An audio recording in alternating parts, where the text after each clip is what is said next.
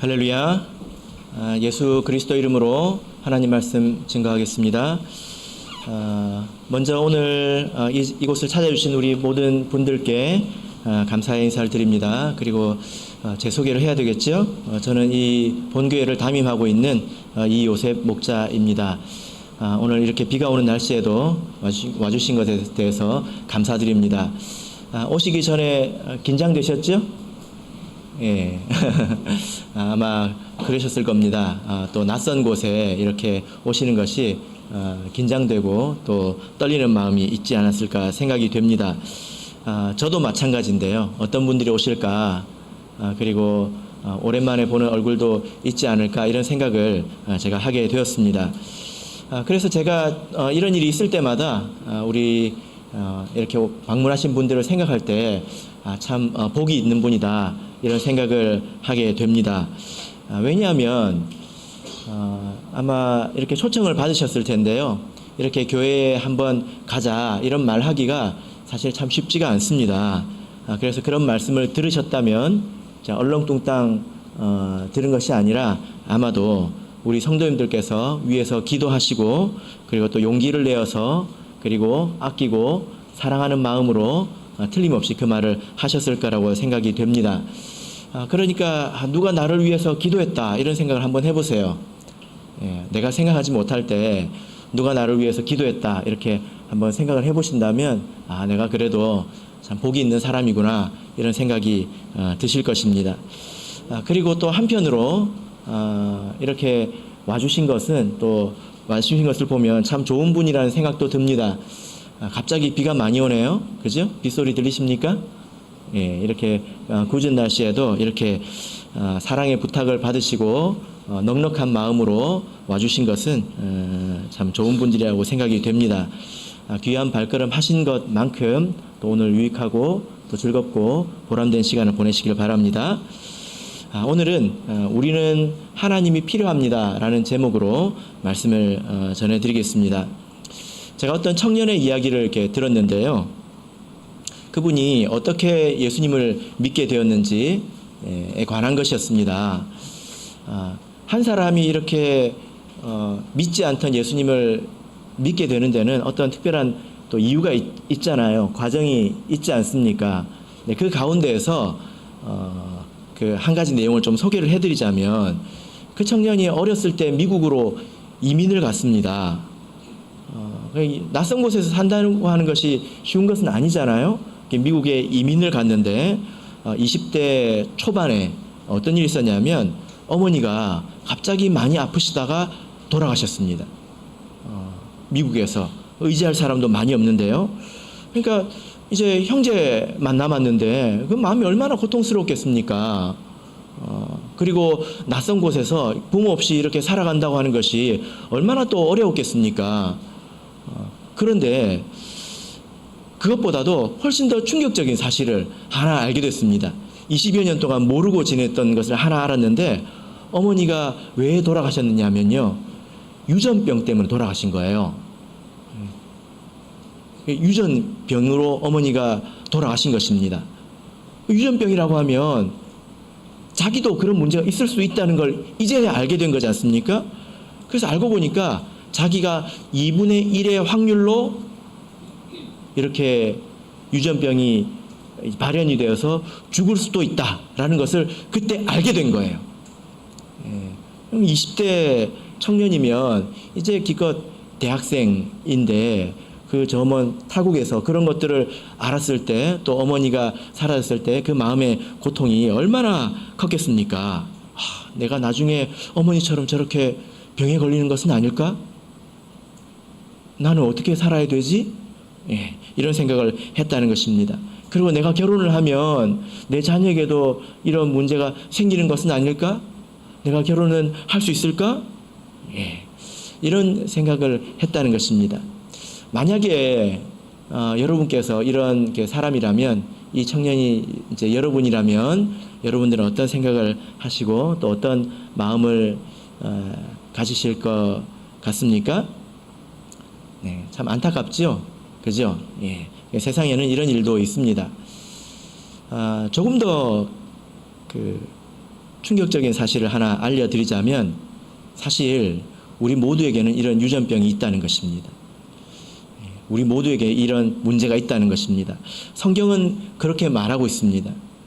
어떤 병일까요? 바로 죄라고 하는 병입니다. 우리 로마서 5장 12절을 보겠습니다. 뒤에 있는 화면을 보시면 성경 구절을 띄워드릴 텐데요. 로마서 5장 12절, 조금 이해하기 쉽도록 쉬운 번역본으로 준비를 했습니다. 자, 우리 같이 한번 읽어보겠습니다. 시작. 그러므로 한 사람을 통하여 죄가 세상에 들어오고 그 죄를 통하여 죽음이 세상에 들어왔으며 이런 식으로 죽음이 모든 사람들에게 이르게 되었습니다. 그것은 모두가 죄를 지었기 때문입니다. 자, 여기 보면 우리에 대해서 한 가지 말씀을 하고 있습니다. 사람이 태어날 때부터 죄의 성품을 가지고 태어난다는 것입니다. 그리고 성장하면서 마음으로 또 자기의 행동으로 죄를 짓는다는 거죠. 사람에게 이런 문제가 다 예외 없이 있다고 성경은 말하고 있습니다. 그러면 이 병의 문제는 무엇일까요? 이 죄의 문제는 무엇일까요? 이런 문제가 있다 하더라도 우리가 고통을 느끼지 못한다면, 그것으로 인해서 우리에게 어떤 문제가 없다면 그렇게 살면 되죠. 근데 성경에서 이야기하고 있는 것은 그렇지 않다는 것입니다. 이 유전병의 원인이 뭐냐면, 문제점이 뭐냐면 성경을 통해서 보자면 자기와 다른 사람에게 삶의 고통이 찾아온다라고 성경은 말씀하고 있습니다. 이 죄로 말미암아서 우리 삶에 고통이 온다라는 것입니다. 여러분, 사람들이 이렇게 많이 이렇게 말하잖아요. 세상 살기가 참 힘들어졌다, 이렇게 말하지 않습니까? 여러분들이 생각해도 그런 것 같아요? 세상 살기가 좀 더 힘들어진 것 같습니까? 예, 사실 살기는 편해졌지만 또 그렇게 말씀하시는 분들이 많지요. 그러면 누가 세상을 이렇게 만들었지요? 틀림없이 그것은 사람입니다. 사람의 욕심이 세상을 이렇게 더욱더 살기 힘들게 이렇게 만들었습니다. 사람은, 성경은 이렇게 말하고 있습니다. 모든 사람은 다 죄의 성품이 있고 다 죄를 짓는다. 그래서 자기에게 고통을 주고 뿐만 아니라 다른 사람에게 고통을 준다는 것입니다. 그리고 그 죄의 성품을 자기 자녀에게 또 물려준다는 거예요. 그리고 사람은 결국 죽습니다. 죽게 됩니다. 죽고 나면 끝일까요? 그리고 나서 그 죄에 대해서 하나님의 공정한 심판을 받게 된다, 이렇게 성경은 말씀하고 있습니다. 자, 그러면 우리가 성경의 이 말씀이 정말로 그런지 아니면 아닌지 우리가 생각을 좀 해봐야 되지 않겠습니까? 여러분, 모든 사람에게 다 죄의 성품이 있을까요? 다 죄 짓는 마음, 그런 게 있을까요? 여러분 어떻게 생각하십니까? 제가 아이를 3명 키웠는데요. 이때 꼭 등장하는 3명이 있습니다. 제가 이 아이 3명을 키워보니까 사람은 죄를 타고난다, 이거를 알게 되었습니다. 누가 뭐라고 해도 저는 그렇게 생각을 합니다. 예, 이런 이야기 할 때마다 저희 집 아이들한테 미안한 마음이죠. 그게 어디서 왔겠습니까? 다 이렇게 물려받은 것이거든요. 다 물려줘 놓고 지금 여기서 이제 공개 저격을 하고 있지 않습니까? 참 미안한 마음이 있습니다만, 그렇습니다. 아이들을 보면 가르치지 않아도 거짓말하고, 그리고 욕심도 가집니다. 그리고 죄 없는 개미도 꾹 눌러서 죽이기도 하지 않습니까? 제가 이런 것들을 가지고 도덕적으로 아이들은 죄인이다, 이런 말을 하려고 하는 것이 아니라, 그 어린 아이들을 보면 그 마음속에 죄의 씨앗이 있다라고 제가 말씀을 드리는 것입니다. 여러분 혹시 텃밭을 갖고 보셨습니까? 텃밭을 갖고 보면 그 안에 오이도 심고 고추도 심고 그리고 토마토도 심고 여러 가지 것을 심잖아요. 근데 나중에 키워보면 심은 것보다 심지 않은 잡초가 더 많이 납니다. 그렇지 않습니까? 주는 누가 심었을까요? 내가 집에 갔을 때 누가 와가지고 밭에다가 잡초를 막 심고 갔을까요? 아니죠. 그 접촉은 어디 있었습니까? 본래 그 안에 있는 것입니다. 그죠? 그런 것처럼 사람은 자기 마음속에 이렇게 원래 죄의 성품을 가지고 태어난다는 것입니다. 잡초를 보면요, 여러분, 잡초도 이 새싹일 때는 귀여워요. 그죠? 예, 잡초도 새싹 때는 귀여워 보입니다. 그런데 가만히 두면 어떻게 됩니까? 예, 나중에 이제 본색을 드러내지 않습니까? 사람이 이와 같다는 것입니다. 제가 말씀드리고 싶은 부분은 이 자리에 오신 우리 모든 분들께서, 우리 성도님들을 포함해서 모든 분들께서 다 좋은 분들이라고 생각을 합니다. 어쩌면 법 없이도 살아갈 수 있는 그런 분들이라고 생각을 합니다. 그러나 성경의 이 말씀을 가지고 우리를 한번 비춰보자는 거예요. 성경은 거울과 같은 것이거든요. 거울이 없으면 내 모습을 못 보지 않습니까? 성경의 이 말씀을 가지고 나 자신 한번 보자는 것입니다.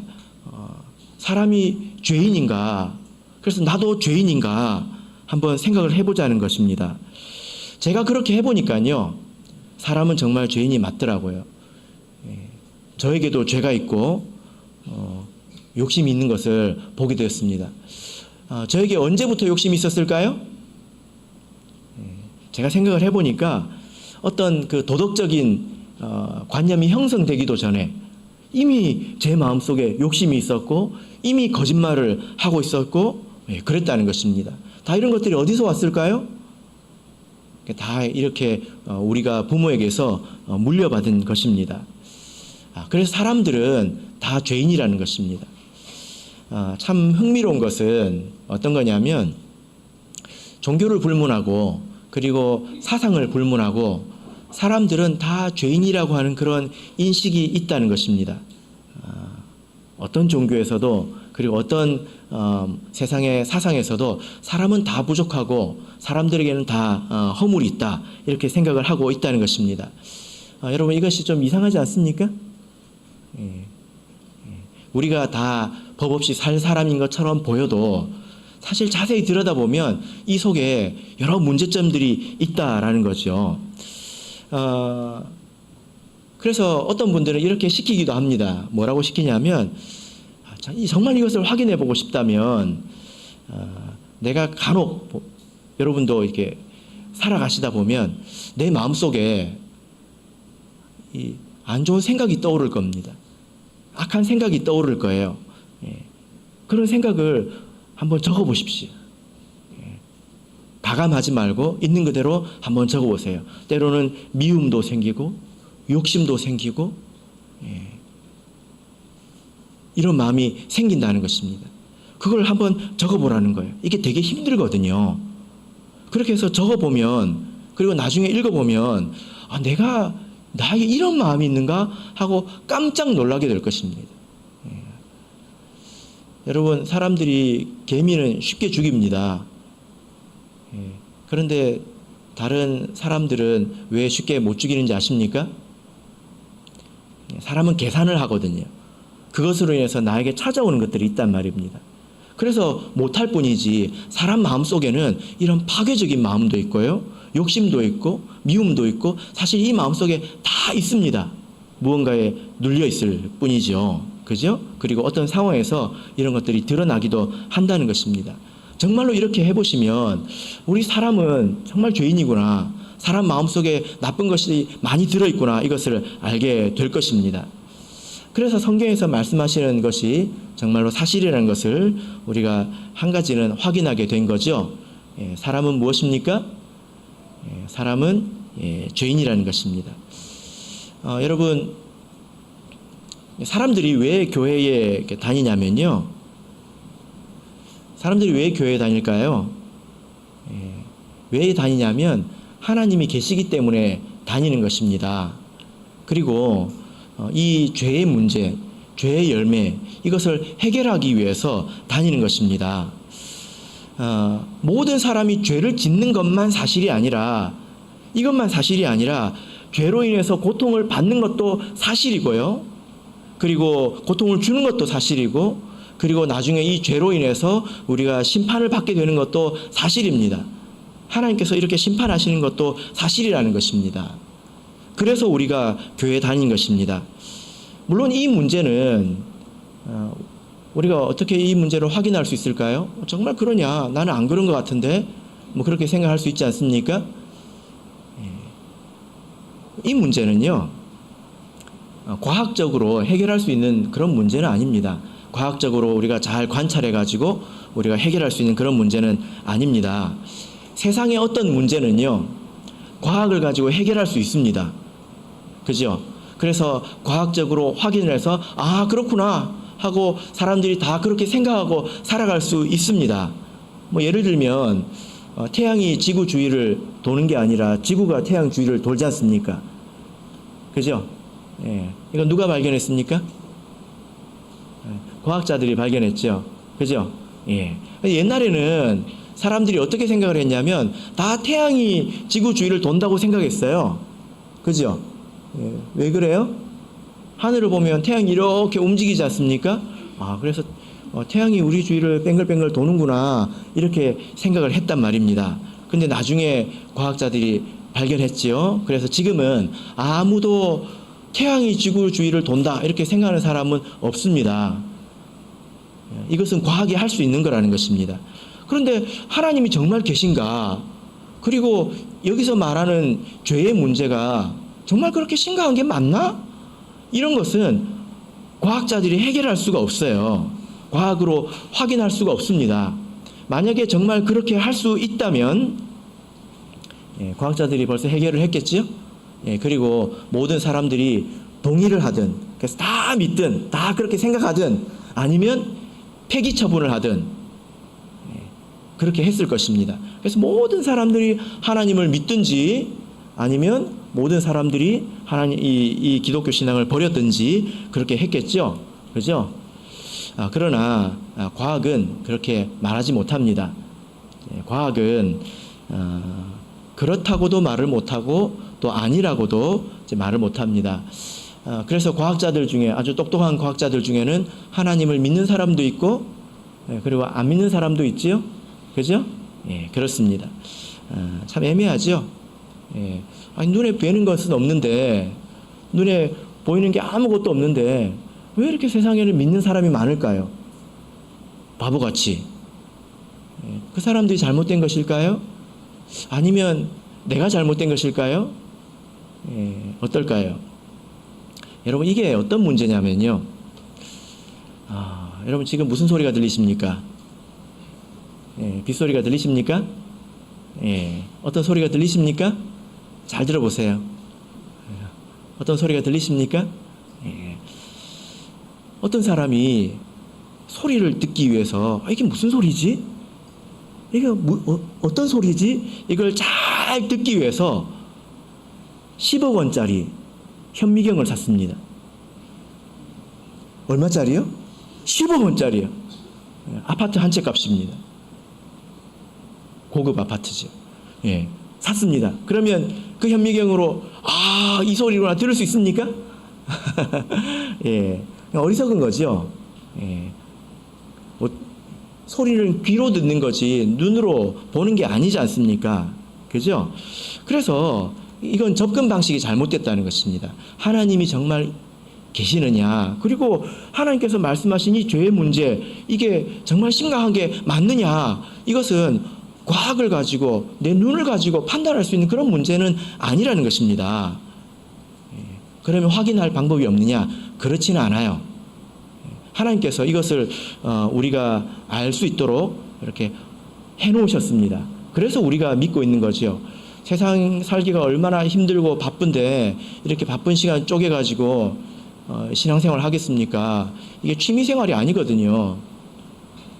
좋아서 하는 게 아니라 해야 되니까 하는 것입니다.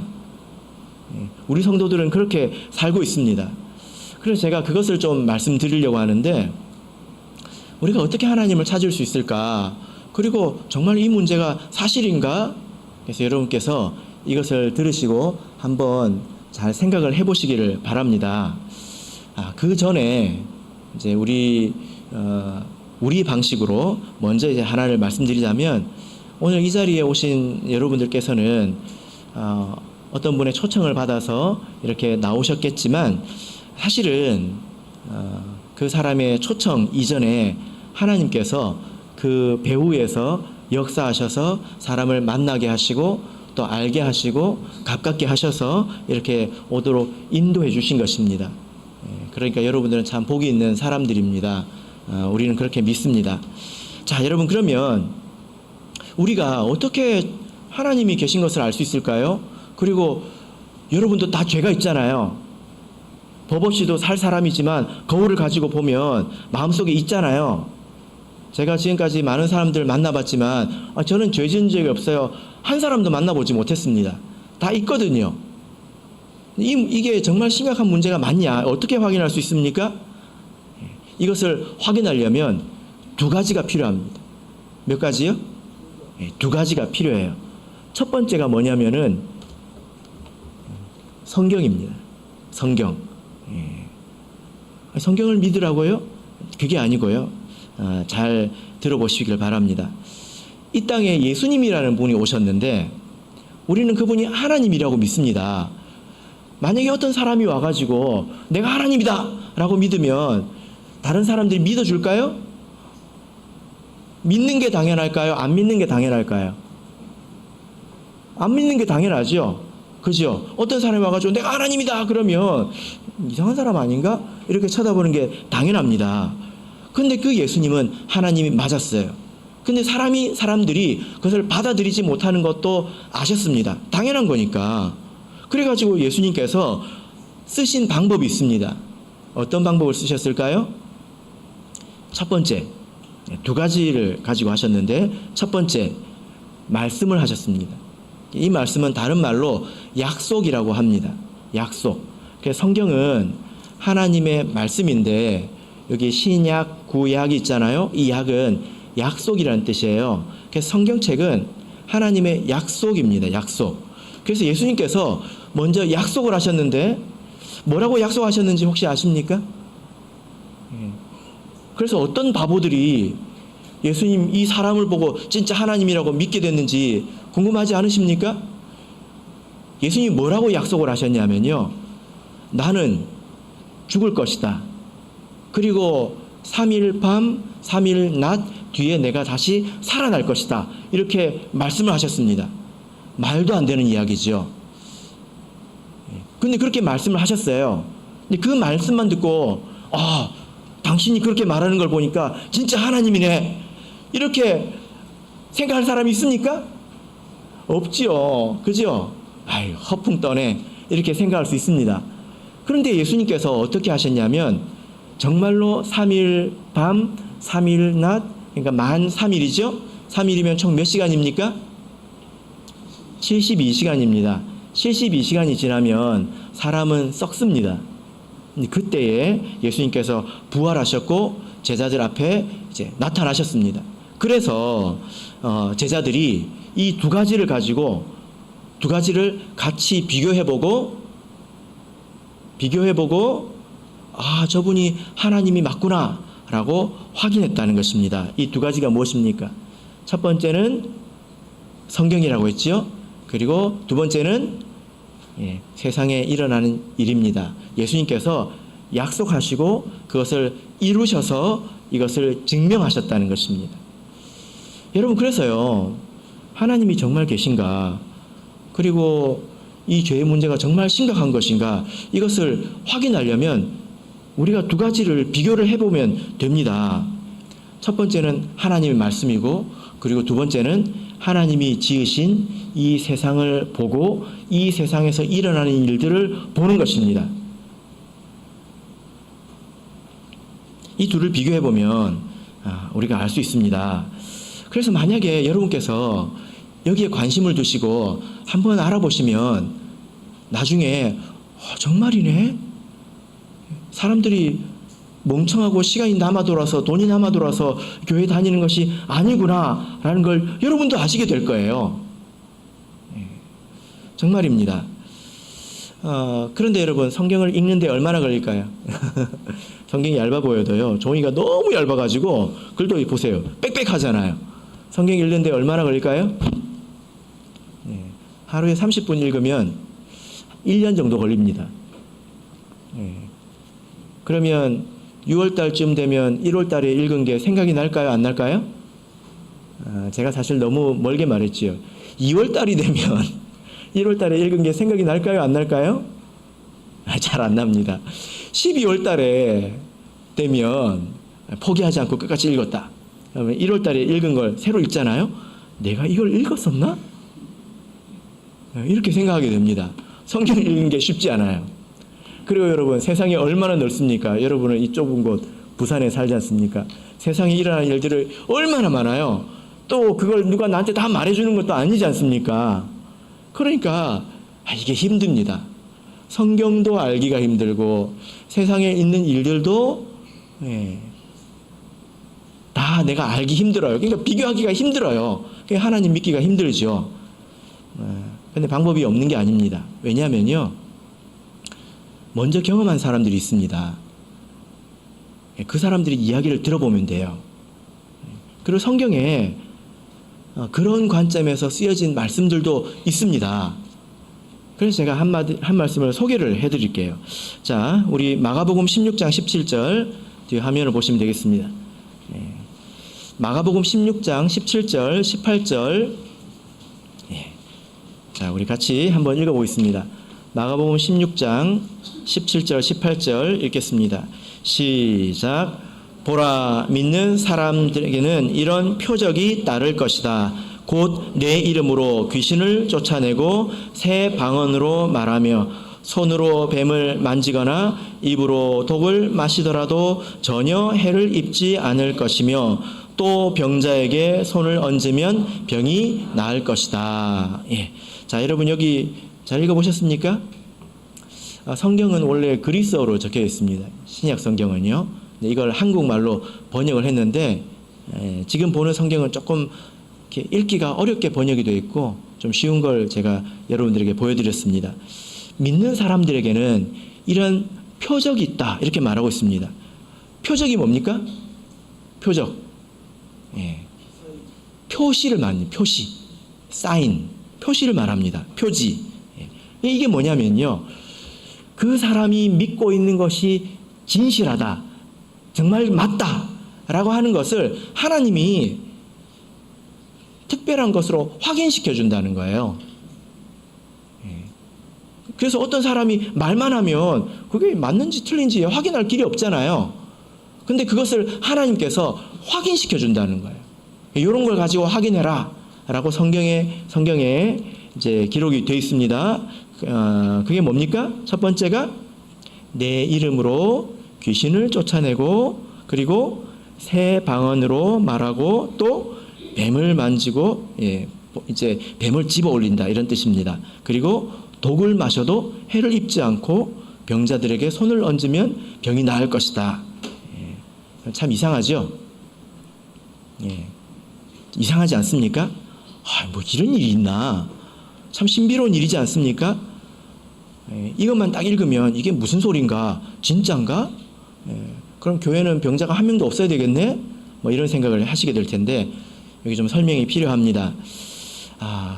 그런데 여러분, 믿기 힘들죠? 그죠? 뭐 세상에 저런 일이 있나? 그런 생각이 드실 수 있는데 이렇게 생각해 보세요. 반대로.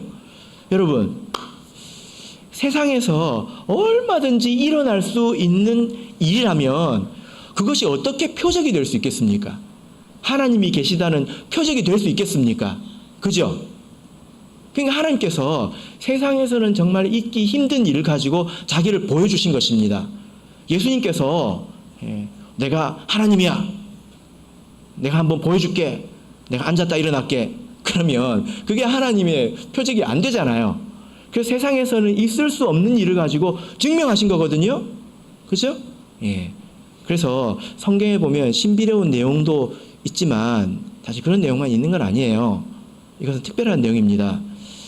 신앙생활을 하는 사람들은 사실 아주 상식적인 사람입니다. 여러분들을 인도해 오신 분을 생각해 보면 상식적인 사람들이죠? 이성적인 사람들이지 않습니까? 아니라고 하면 여러분들이 이상해지잖아요. 비상식적인 사람을 따라온 거니까 이상한 거잖아요.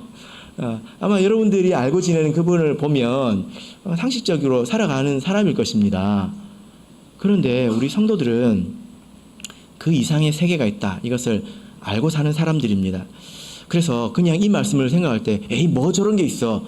에이 뭐 저런 신비로운 게 있나. 무슨 21세기 과학이 이런 발전한 세대에 무슨 귀신 이야기를 하고 있나. 이렇게 생각하지 마시길 바랍니다. 세상에 얼마든지 있을 수 있는 일 가지고는 사람들이 받아들이지 않고 믿지 않기 때문에 하나님께서 이렇게 만들어 놓으신 것입니다. 그래서 만약에 이것을 가지고 확인을 해보신다면 정말 하나님이 계실 수 있겠구나. 조금만 더 생각해 보신다면 정말 그럴 수 있겠구나. 이렇게 생각이 점점점 이제 가게 되실 것입니다. 그래서 하나님께서 표적으로 주신 것에는 이렇게 이 현상 세계를 초월한 것들이 많이 있어요. 그런 것들이 있습니다. 그래서 여러분 우리들이 이상한 사람들이 아니에요. 그런 것도 있다고 생각을 하고 사는 거죠. 자, 이렇게 첫 번째를 보시면 내 이름으로 귀신을 쫓아낼 것이다. 아니 21세기에 무슨 귀신인가 이렇게 말할 수 있겠지만, 그리고 요즘에 이제 정신과 의사들이나 이런 분들은 그런 것들은 다 이 정신질환이다 이렇게 이야기를 합니다. 그러면 만약에 누구가 저한테 와가지고 그렇게 이야기하잖아요. 그러면 저는 할 말이 있어요. 뭐라고 말할까요? 뭐라고 말할까요? 여러분도 그렇게 말해보세요. 저는 뭐라고 말하냐면 혹시 그런 사람 직접 본 적 있습니까? 이렇게 물어봐요. 대부분 그렇게 말하는 사람들이 어떤 경우냐면 본 적이 없거든요. 본 적이 없으니까 그렇게 얘기를 합니다. 제가 생각할 때 저도 상식적이고 그런 이제 사람이라고 생각을 하는데 저는 본 적이 있습니다. 실제로 그런 사람도 있고, 그리고 우리 성도님들도 그런 것을 보시거나 또 경험하신 분들도 많이 있습니다. 그래서 실제로 그런 일이 있습니다. 정신질환으로는 전혀 설명할 수 없는 그런 일들이 있습니다. 미래를 맞추기도 하고요. 그렇습니다. 모르는 사람을 알아보기도 하고 그래요. 그보다 더 많은 일들이 있죠. 그래서 이 말이 정말 그렇습니다. 두 번째가 무엇입니까? 표적이 바로 새 방언을 말하는 것이다 라는 것인데, 이 새 방언이라고 하는 것은 사람들이 알아들을 수 없는 혓소리를 말합니다. 그런데 이것을 한국어로 번역할 때 그냥 방언으로 번역을 했습니다. 방언 그러니까 무슨 지방 사투리, 전라도 방언 뭐 이런 생각이 들지만 사실은 사람이 알아들을 수 없는 혓소리라는 그런 의미예요. 사람들이 믿는 자들은 이렇게 새 방언을 말하게 된다 이렇게 말씀을 하고 있습니다. 언제 이렇게 방언을 말하게 될까요? 자, 우리 사도행전 2장 4절을 보겠습니다. 화면을 보시면 자, 같이 읽겠습니다. 시작. 그들은 모두 성령으로 충만하게 되어서 성령이 시키는 대로 각각 방언으로 말하기를 시작하였다. 자, 여기서 보시면 성령이라는 것이 나옵니다. 성령은 거룩한 하나님의 영을 말합니다. 영은 눈에 보이는 게 아니죠. 그죠? 성령은 우리가 우리의 구원을 위해서 꼭 받아야 하는 것입니다. 근데 영은 눈에 보이지 않기 때문에 성령을 받은 것인지 안 받은 것인지 확인할 수가 없어요. 그래서 하나님께서 확인할 수 있도록 하나 장치를 하셨는데, 그게 뭐냐면 바로 이 방언을 말하게 된다는 것입니다. 그래서 이 방언을 말하는 것으로 성령을 받은 것을 우리가 알 수가 있습니다. 그래서 우리 교회를 보시면 일찍 오셔서 방언으로 기도하시는 분들을 보신 분들이 또 계실 수도 있는데요. 한번 이것을 곰곰이 생각해 보시기를 바랍니다.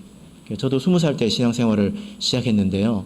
그전에는 하나님도 몰랐고, 그리고 성령이라는 단어도 몰랐고, 방언이라는 단어도 제가 들어본 적도 없었습니다.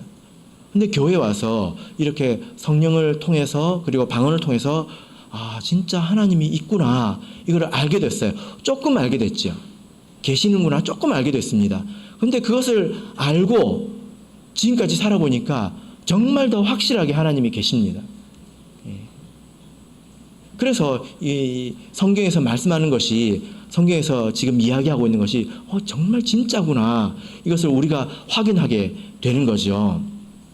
그래서 표적으로 삼으라고, 이것을 보고 확인하라고 우리에게 주신 것이다 라는 것입니다.